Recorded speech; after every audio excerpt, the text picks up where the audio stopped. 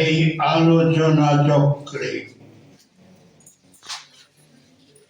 উপস্থিত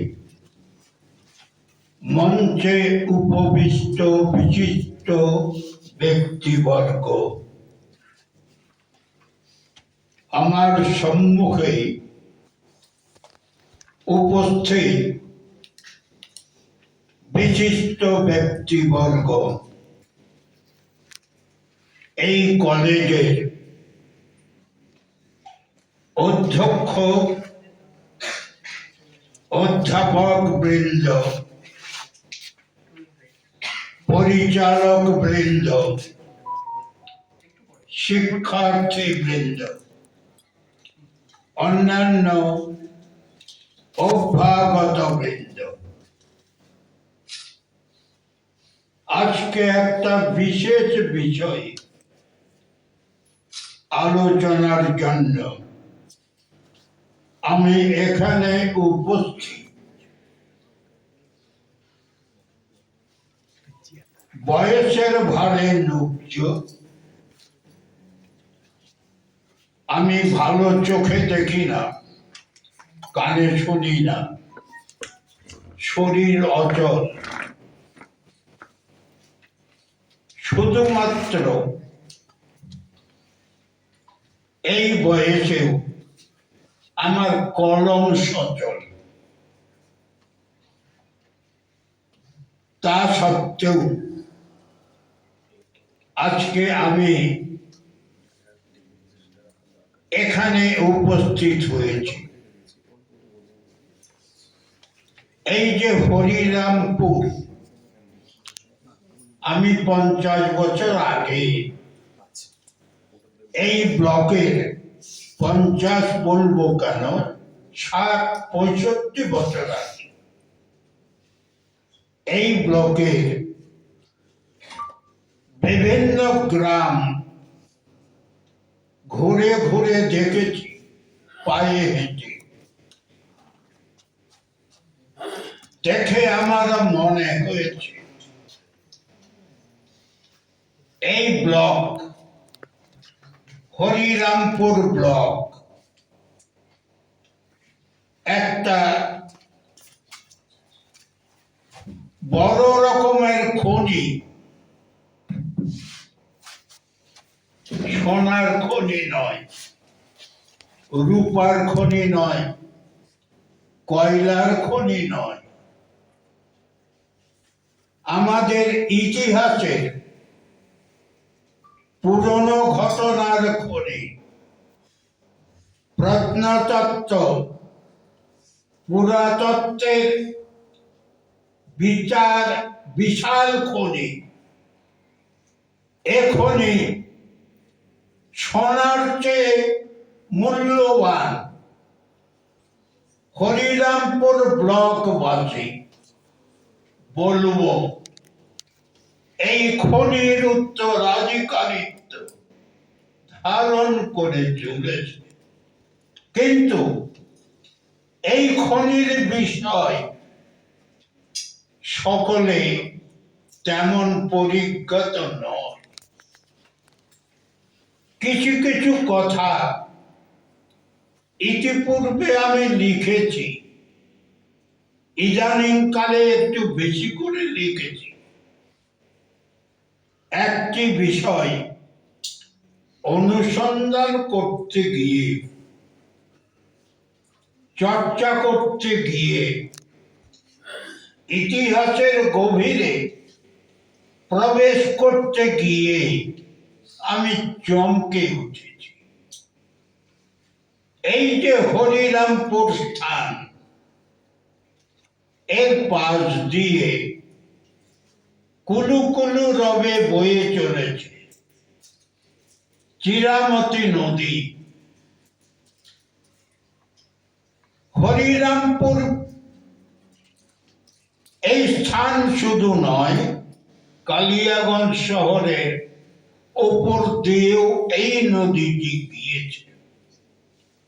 আমাদের একটা প্রচেষ্টা, অনেকের প্রচেষ্টা, আমরা অনেক কথাকে একটু সংস্কৃতাইজ করে গৌরব অনুভব করার চেষ্টা করি।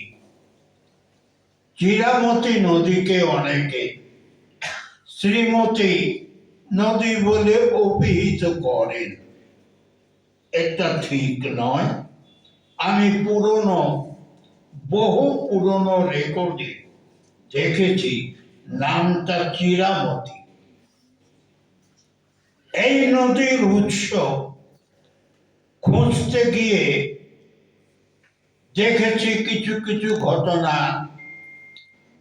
কালিয়াগঞ্জ শহরের উপর দিয়ে প্রবাহিত হয়ে এটা পশ্চিম মুখে গেছে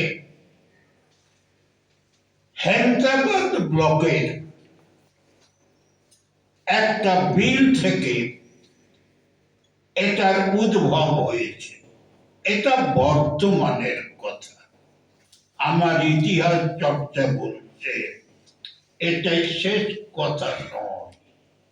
এই চিরামতি নদী প্রাচীন কালে ছিল কোশি নদী বা কৌশিকী নদী, একটা শাখা নদী, বড় নদী।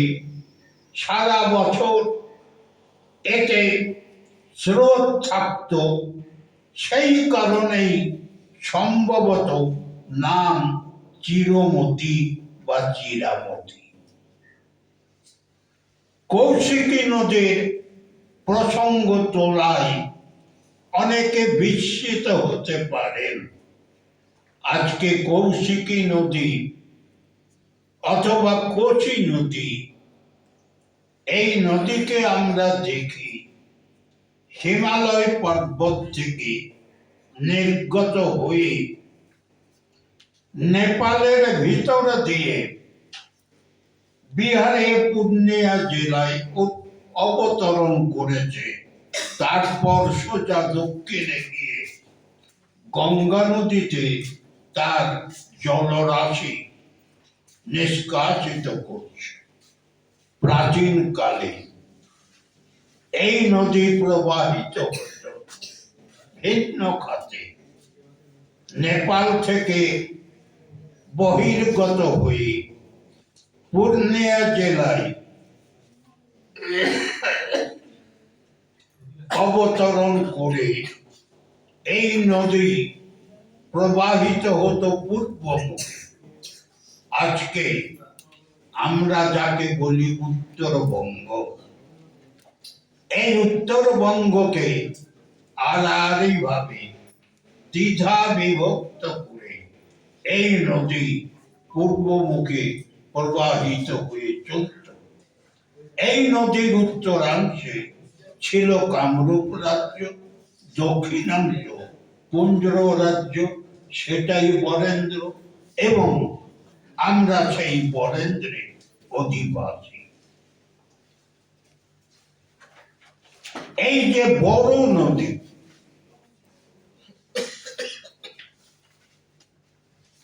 কৌশিকী নদী, তারই শাখা, অন্যতম শাখা এই চিরামতি নদী। এর তীরে প্রাচীন কালে অনেক বড় বড় সভ্যতা গড়ে উঠেছিল।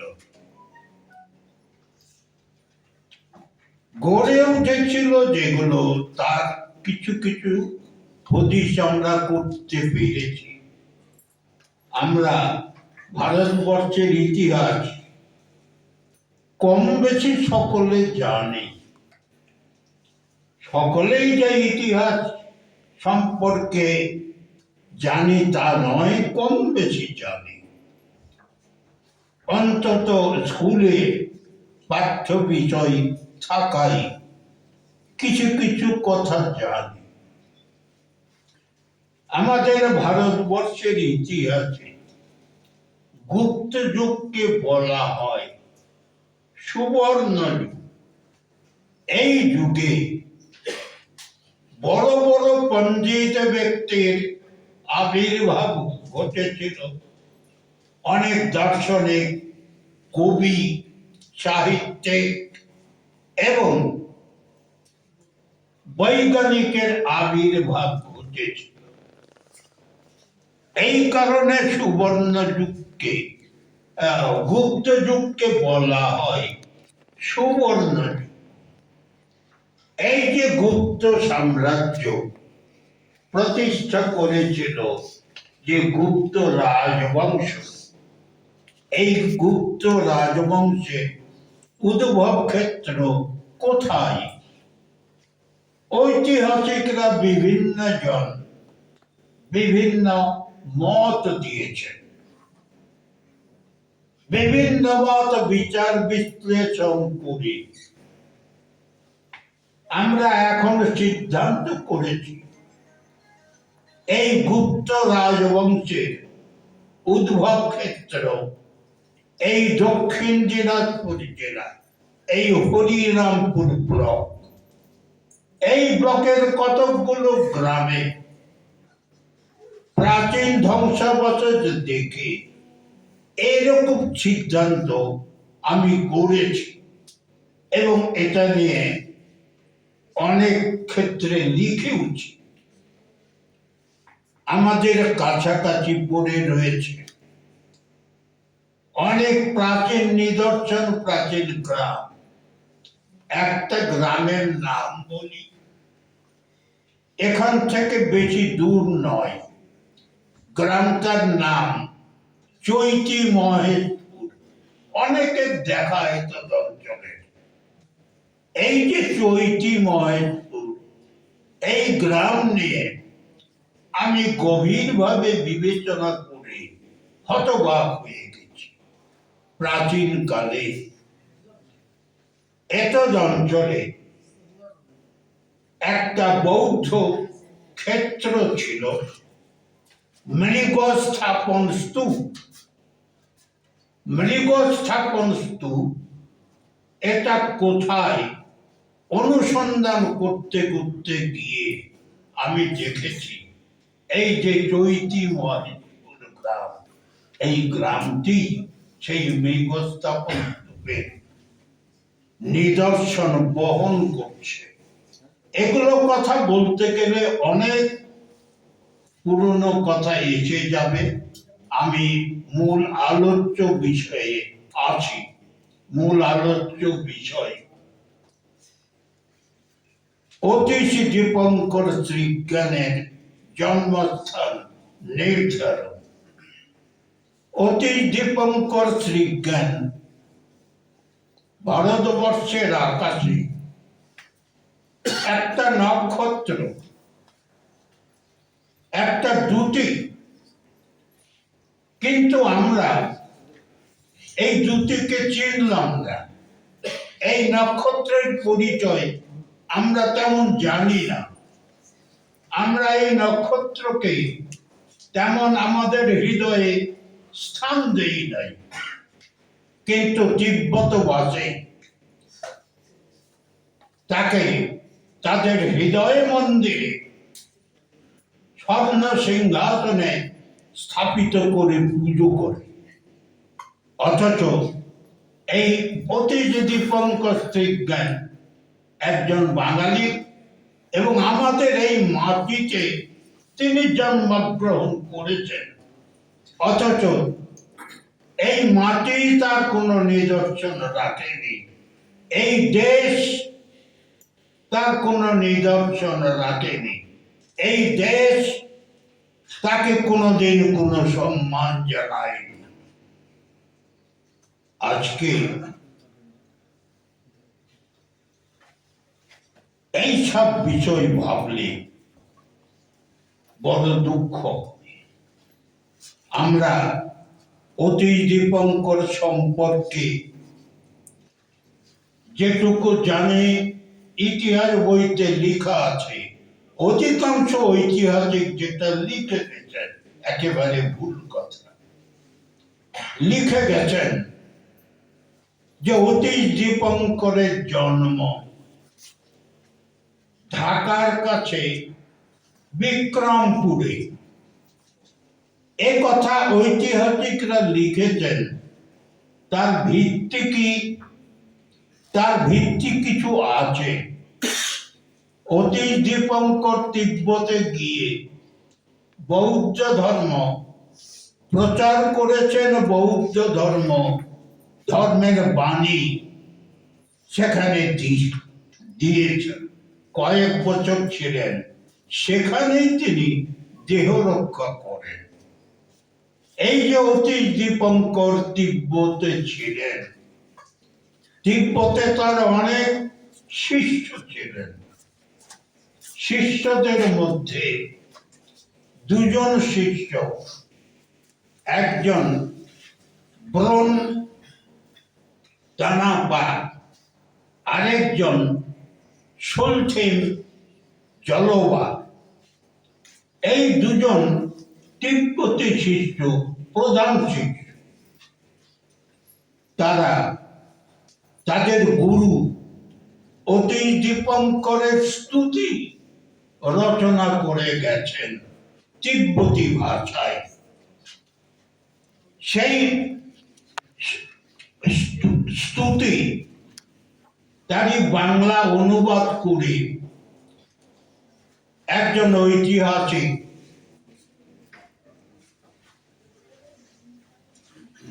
অলকা চট্টোপাধ্যায় একটা গ্রন্থ লিখেছেন। এই গ্রন্থে এই দুটো স্তোত্রের বাংলা অনুবাদ দিয়েছেন। ব্রন্তনপার অনুবাদে পাওয়া যাচ্ছে যে এই মহাগুরু অতীশ দীপঙ্কর, তার জন্ম শান্তি রক্ষিতের বংশে।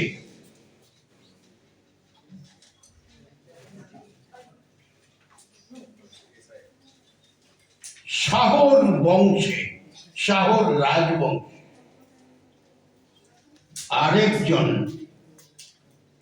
সোলথেন তনবা, তিনি লিখছেন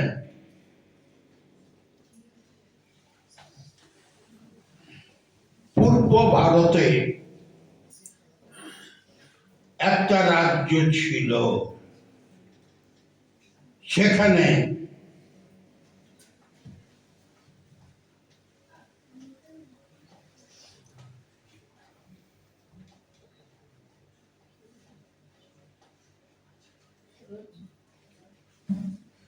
বিক্রমণিপুর বলে জায়গা। সেই বিক্রমণিপুরে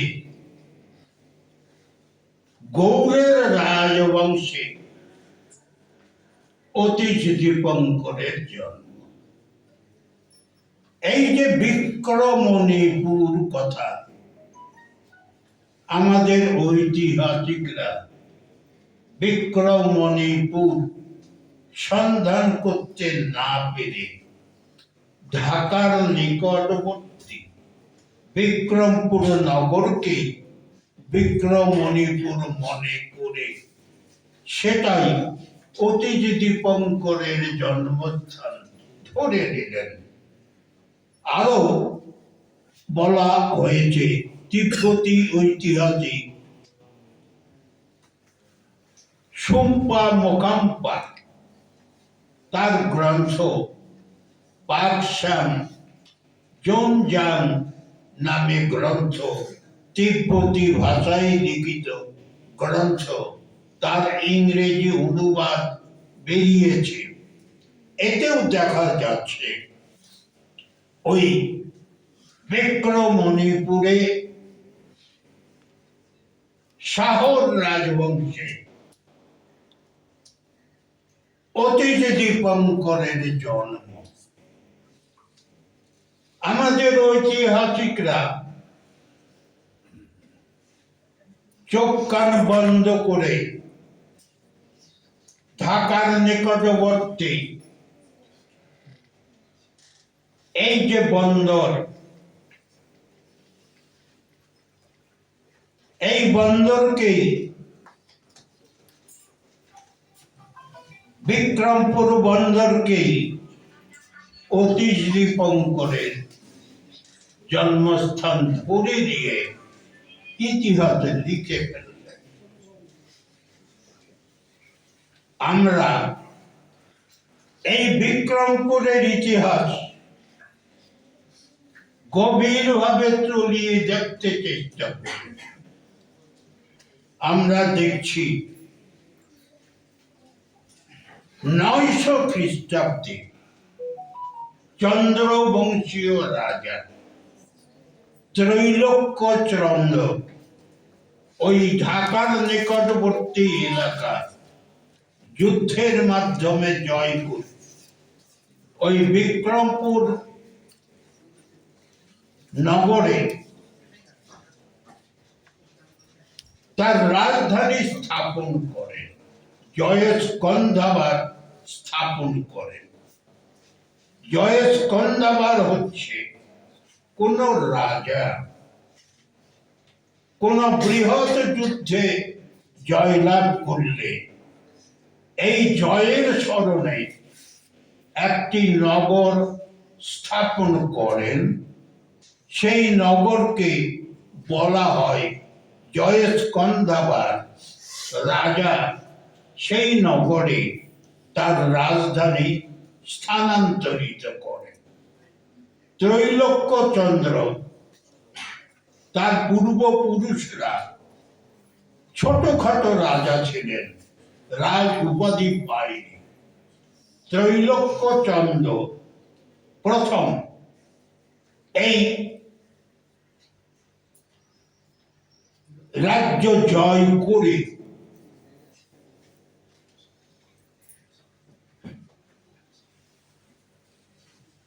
ঢাকার নিকটবর্তী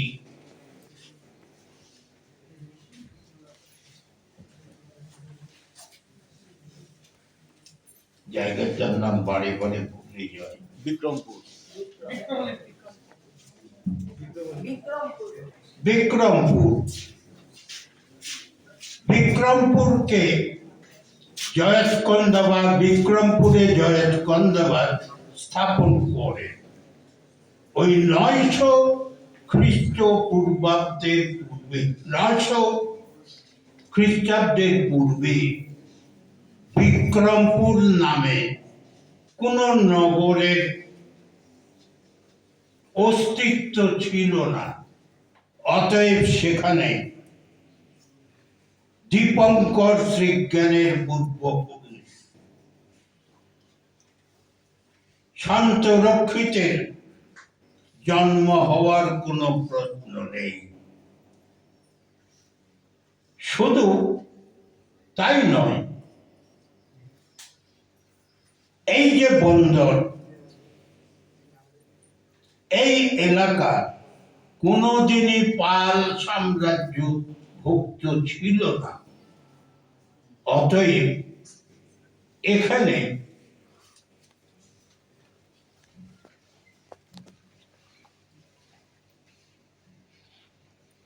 অতীশ দীপঙ্করের জন্ম হওয়ার কোনো প্রশ্ন নেই। তাহলে আমরা এই এলাকা বাতিল করে দিলে জন্মস্থান তো খুঁজে পেতে হবে। আমরা অনুসন্ধান শুরু করলাম, শাহর একটা নাম পাচ্ছি, গৌড় রাজ্যের যে রাজবংশ, সেই বংশেই জন্ম, এইরকম কথা তিব্বতী সূত্রে আমরা পাচ্ছি। এখন এই শাহর রাজ্য, এটা কোথায় ঐতিহাসিকরা এখন অব্দি সন্ধান করতে পারেনি। আমাদের এই উত্তরবঙ্গের অনেক পুরনো ইতিহাস ঐতিহ্য কলকাতা কেন্দ্রিক ঐতিহাসিকরা তেমন গভীরভাবে চিন্তা করেন না, চর্চা করেন না। এটা ভেতরে যে ইতিহাস রয়েছে উদ্ধার করার চেষ্টা করেন না। পাল সম্রাট ধর্মপাল একটা তাম্রলিপির মাধ্যমে কয়েকটা গ্রামের জমি দান করেছিলেন। এই তাম্রলিপির নাম খালিমপুর তাম্রলিপি, বিখ্যাত তাম্রলিপি। যারা ইতিহাস চর্চা করেন তাদের কাছে অত্যন্ত গুরুত্বপূর্ণ তাম্রলিপি। এই খালিমপুর তাম্রলিপি পাওয়া গেছে মালদা জেলায়। মালদা জেলায় পাওয়া গেছে গুরুত্বপূর্ণ তাম্রলিপি। ঐতিহাসিকরা আগ্রহ সহকারে তাম্রলিপি পাঠ উদ্ধার করার চেষ্টা করেছেন এবং অনেকটা উদ্ধার করেছেন। তার উপরে ভিত্তি করে বঙ্গদেশের ইতিহাসও লিখেছেন। পুরোটা লিখতে পারেন। এই খালিমপুর তাম্রলিপিতে রয়েছে উদ্রগ্রাম মণ্ডল, ব্যাঘ্রতটি মণ্ডল এই নামে দুটো সামন্ত রাজ্যের কথা। উদ্রগ্রাম মণ্ডল, ব্যাঘ্রতটি মণ্ডল কোথায় ঐতিহাসিকরা ঠাহর করতে পারেননি, সন্ধান করতে পারেননি। ব্যাঘ্রতটি মণ্ডল তারা একটু আগ্রহ সহকারে দেখেছেন, সিদ্ধান্ত করেছেন নাম ব্যাঘ্রতটি, অতএব তার অবস্থান হবে ব্যাঘ্র অধ্যুষিত সুন্দরবন এলাকা, দক্ষিণবঙ্গ। সুন্দরবনে ব্যাঘ্রতটি মণ্ডল অবস্থিত, এরকম সিদ্ধান্ত অধিকাংশ ঐতিহাসিক করেছেন। একেবারে ভুল সিদ্ধান্ত। এই ব্যাঘ্রতটি মণ্ডল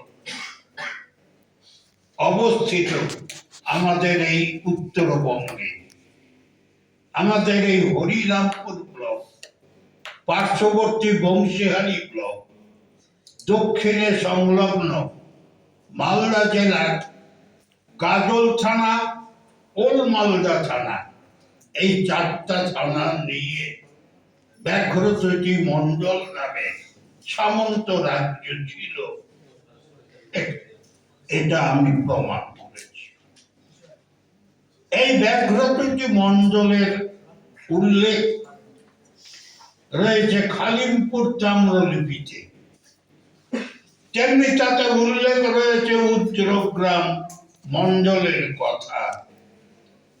উদ্রগ্রাম মণ্ডল সন্ধান করতে করতে এটিও আমাদের দৃষ্টিতে পড়েছে।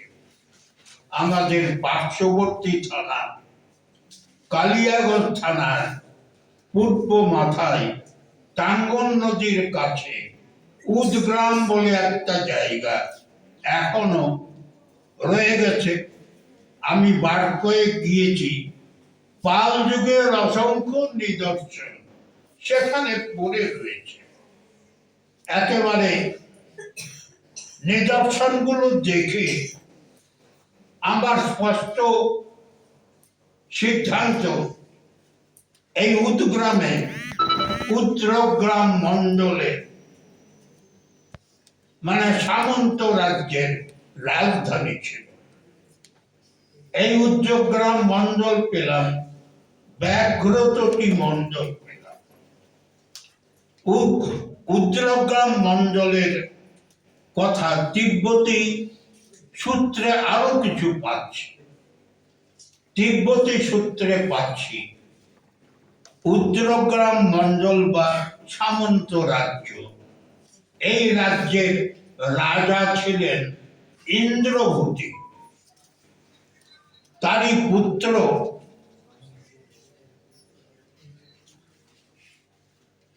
ইন্দ্রভূতির পুত্র নাম তাই এক্ষুনি মনে পড়ছে না, মনে পড়লে বলব। কিছু অত্যাচারী হয়ে পড়েছিল, প্রজাদের উপর অত্যাচার করত। প্রজারা রাজার কাছে, ইন্দ্রভূতির কাছে রাজপুত্রের বিরুদ্ধে অভিযোগ জানায়। রাজা ইন্দ্রভূতি পুত্রকে নির্বাচন করলেন, তার রাজ্য থেকে বহিষ্কার করে দিলেন। তার পুত্র আশ্রয়ের সন্ধানে এদিক ওদিক ঘুরতে ঘুরতে পার্শ্ববর্তী রাজ্য শাহর রাজ্যে গিয়ে পৌঁছলেন। শাহর রাজ্য গিয়ে পৌঁছে সেই রাজবংশে, শাহরের রাজবংশে, সামন্ত রাজবংশ, সেখানে তিনি কিছু আদর আপ্যায়ন পেলেন। সেই রাজবংশের কন্যার সঙ্গে তার বিয়ে হল। এই শাহর রাজবংশেরই সন্তান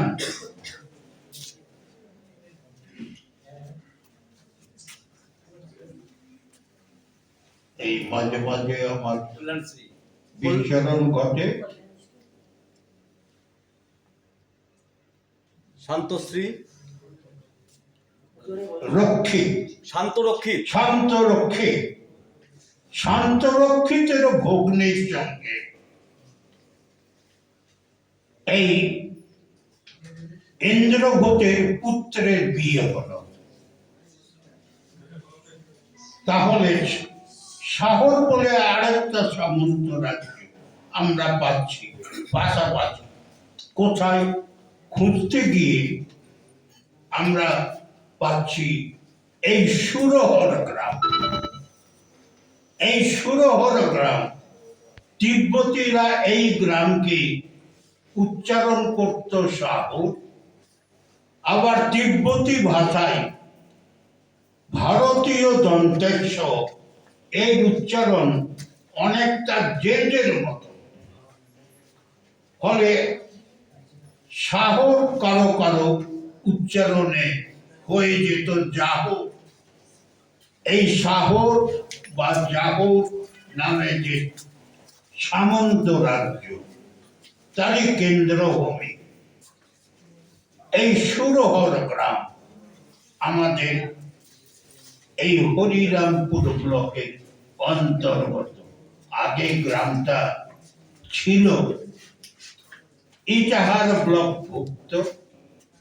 1992 সালে যখন পশ্চিম দিনাজপুর জেলা ভাগ হলো, উত্তর দিনাজপুর দক্ষিণ দিনাজপুর দুই জেলা হয়ে গেল, তখন ইটাহার ব্লক থেকে কয়েকটা গ্রাম হরিরামপুর ব্লকে আনা হয়েছিল, দক্ষিণ দিনাজপুর জেলাভুক্ত হয়েছিল।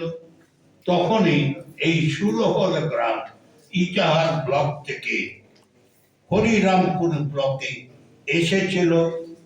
এই সুরহর গ্রামই এই শাহর গ্রাম। তাহলে শাহর গ্রাম এটা একটা সামন্ত রাজ্য আমরা পাচ্ছি। আরো অনুসন্ধান করতে গিয়ে দেখলাম আমাদের যে পাল রাজবংশ দীর্ঘকাল রাজত্ব করে গেছে আমাদের এই বঙ্গদেশে এবং বিহারে, এই পাল রাজবংশ, এই রাজবংশের যে প্রতিষ্ঠাতা গোপাল প্রথম জীবনে এই সুরহর রাজ্যের সামন্ত রাজা ছিলেন। সেই সময় এই উত্তরবঙ্গ ব্যাপী কোন রাজা ছিল না। অনেকগুলো সামন্ত রাজ্য জেগে উঠেছিল, কিছুটা অরাজকতা সৃষ্টি হয়েছিল। কিছু রাষ্ট্রনায়ক অরাজকতা দূরীকরণের জন্য স্থির করলেন যে একজনকে রাজা নির্বাচন করা প্রয়োজন। যারা বেছে নিলেন এই সুরহরের রাজা, সামন্ত রাজা গোপালকে রাজা রূপে। গোটা বরেন্দ্র নিয়ে গৌড় রাজ্য, এই গৌড় রাজ্যের রাজপদে নির্বাচন করা হলো এই গোপালকে। এই গোপালের প্রতিষ্ঠিত রাজবংশ পাল বংশ গোটা উত্তর ভারতব্যাপী প্রভাব বিস্তার করে অনেক কীর্তি স্থাপন করে গেছে। পরবর্তীকালে এই গোপালকে আমরা পেলাম, তিনি শাহর রাজ্যের সামন্ত রাজা, তিনি পরে হলেন গৌড় রাজ্যের রাজা। তাহলে শাহরের যে রাজবংশ, সেই রাজবংশ পরবর্তীকালে পরিণত হলেন গৌড়ের রাজবংশে। এখানে একটা কথা বলে নিই, এই যে গৌড় রাজ্যের কথা বললাম, এটা এখানে আমাদের একটা ভুল হয়ে যায়। ভুলটা হচ্ছে এই, আমরা সকলেই মালদা জেলায়, মালদা শহর থেকে 10 মাইল দক্ষিণে গৌড়ের ধ্বংসাবশেষ দেখি। এটা গৌড় নগরী বলে আমরা মনে করি। আমি অসংখ্যবার এই গৌড়ে গিয়েছি। গৌড়ের যে ধ্বংসাবশেষ খুঁটিয়ে খুঁটিয়ে দেখবার চেষ্টা করি, দেখেছি এখানে যে ধ্বংসাবশেষ রয়েছে তার 75% ধ্বংসাবশেষ সুলতানি আমলে, ধ্বংসাবশেষ 25% ধ্বংসাবশেষ মুঘল যুগের ধ্বংসাবশেষ, প্রাক সুলতানি যুগের কোন ধ্বংসাবশেষ, পাল যুগের কোন ধ্বংসাবশেষ এই গৌড়ে নেই। এই গৌড় আসলে মধ্যযুগের গৌড়, এটা প্রাচীন গৌড় নয়। আমাদের অনেকেরই ভুল ধারণা এটাই প্রাচীন গৌড়। শুধু আমাদের নয়, বড় বড় ঐতিহাসিকরা এই ভুলটা করে গেছেন। এই গৌড়কে প্রাচীন গৌড় তারা ধরেছেন, এটা প্রাচীন গৌড়। তবে প্রাচীন গৌড় কোনটা, তার অস্তিত্ব তো ছিল। প্রাচীন গৌড়ের সন্ধান পেয়েছি এই মালদা জেলাতে।